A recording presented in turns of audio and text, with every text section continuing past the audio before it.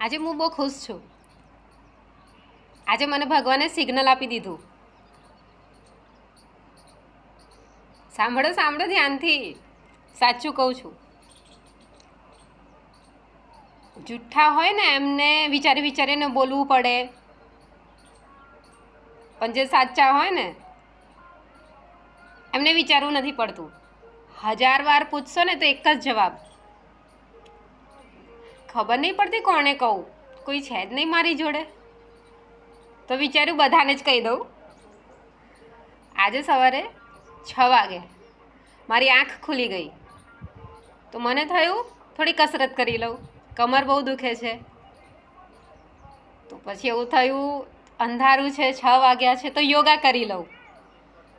તો મેં અષ્ટાંગ યોગ કરવા બેઠી આસન પર, આંખો બંધ કરી સમાધિની સ્થિતિમાં 3 વાર ઓમનો ઉચ્ચાર કર્યો. આંખો બંધ કરી એકદમ સાયલેન્ટ મોડમાં હતી.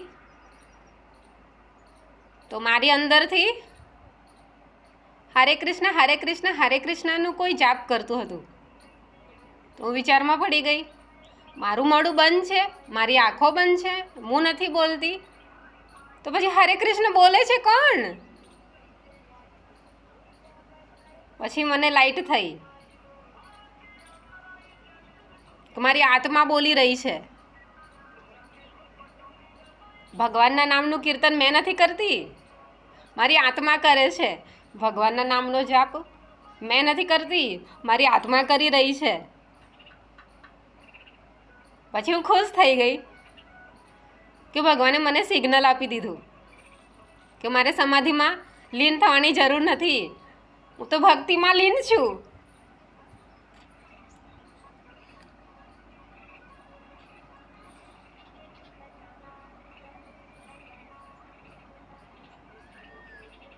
હું બહુ ખુશ છું કે ભગવાને મને સિગ્નલ આપ્યું. મારી વાત પર જેને વિશ્વાસ હોય એને હોય, ના હોય એને ના હોય. મને તો ભગવાન પર વિશ્વાસ છે કે ભગવાને મને પસંદ કરી લીધી છે, અને હું ભગવાનની સાચી ભક્ત બની ગઈ છું, અને ભગવાનની પરીક્ષામાં પાસ થઈ ગઈ છું. હવે હું નિર્ભય બની ગઈ છું. સત્ય સનાતન છે, ધર્મ પણ સનાતન છે, પણ સત્ય પણ સનાતન જ છે. કારણ કે સત્યને વિચારવું નથી પડતું, ગોઠવવું નથી પડતું, એનો જવાબ હંમેશા એક જ હોય છે. સત્ય નિર્ભય છે, નિર્ભય છે, એમાં ભય નથી. હકીકતમાં હું આજે બહુ ખુશ છું કે ભગવાને મને સિગ્નલ આપ્યું. આત્મા છે, અને મારી આત્મા તો ભક્તિમાં લીન છે. હરે કૃષ્ણ હરે કૃષ્ણ હરે કૃષ્ણ હરે કૃષ્ણ હું નથી બોલતી, મારી આત્મા બોલી રહી છે. હવે તો કોઈ બીક નથી.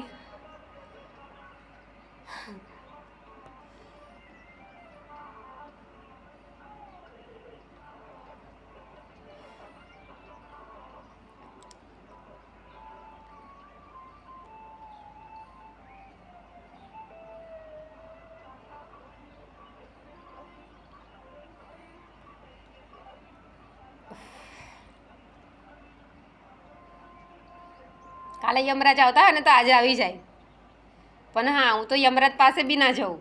હું તો યમરાજ જોડે બી ઝઘડો કરી લઈશ.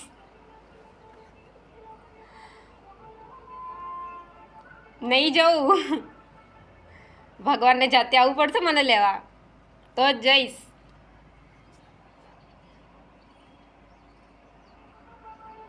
ભક્તને લેવા તો આવવું પડશે ને. તો પછી મને સિગ્નલ કેમ આપ્યું ભગવાને કે હું ભક્તિમાં લીન છું? હું ભગવાનનું નામ નથી લેતી, મારી અંદરથી